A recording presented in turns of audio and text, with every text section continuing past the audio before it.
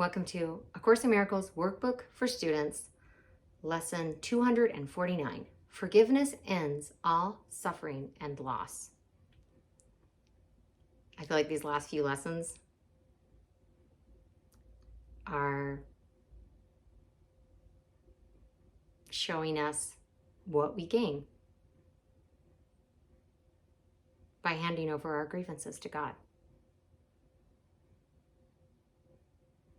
So we can add ends all suffering and loss to the list of what we gain. Sounds pretty good.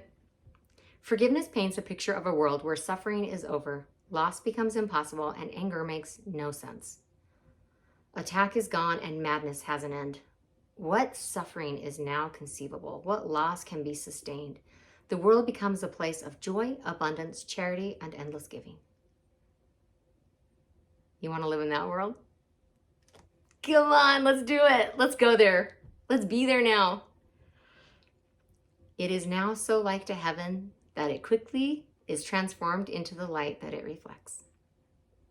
And so the journey which the Son of God began has ended in the light from which he came.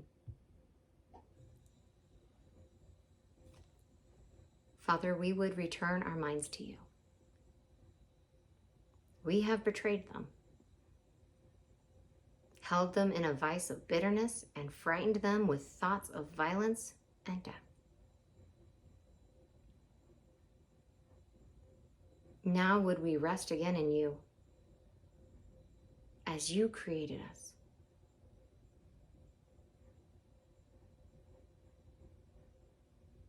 What does it mean to rest in God?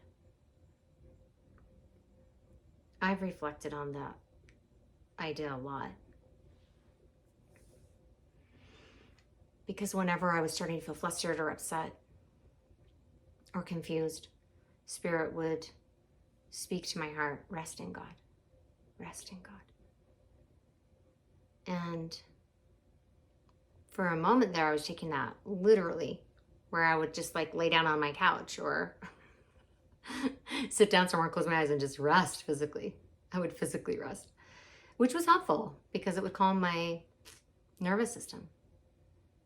And as I took some deep, slow breaths, I felt more centered. So that was a useful way to apply that guidance.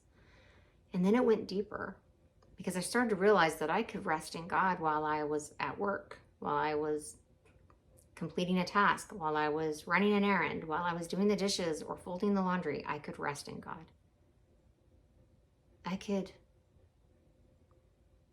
be in a frequency of peace while I was doing those things. I could feel safe and whole while I was doing the dishes.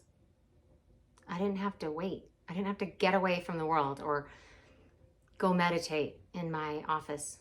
Sometimes my human loves to do that, craves that solitude, and that's okay. But what I was starting to realize that resting in God can be 24/7. I don't have to be in the world and be stressed out. I can be in the world, but not of the world. And as I started realizing and applying that, it allowed me to effortlessly and naturally be a source of strength for others.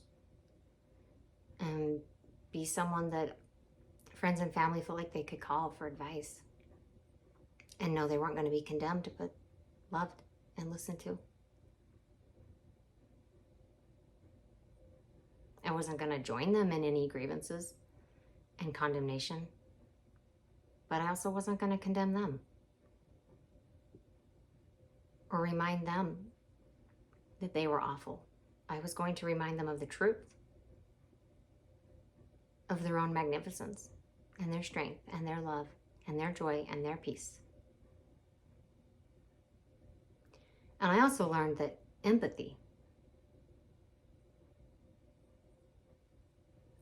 doesn't mean going into a room and lowering your frequency and your vibration to the lowest common denominator. True compassion, true empathy meant holding that love, holding the light of love. That was compassion, because that allowed anyone who was having a tough day or was in a tough situation or who was scared or anxious to attune to that. Before I knew better, I was just automatically and instinctually, whoop, oh my gosh, I can't believe it. That's so terrible. I can't believe they did that to you. And oh, I hate them too. And I'm so sorry. And I thought that was empathy. But that was just me climbing into the mud and rolling around with them and pretending that was love and compassion and empathy.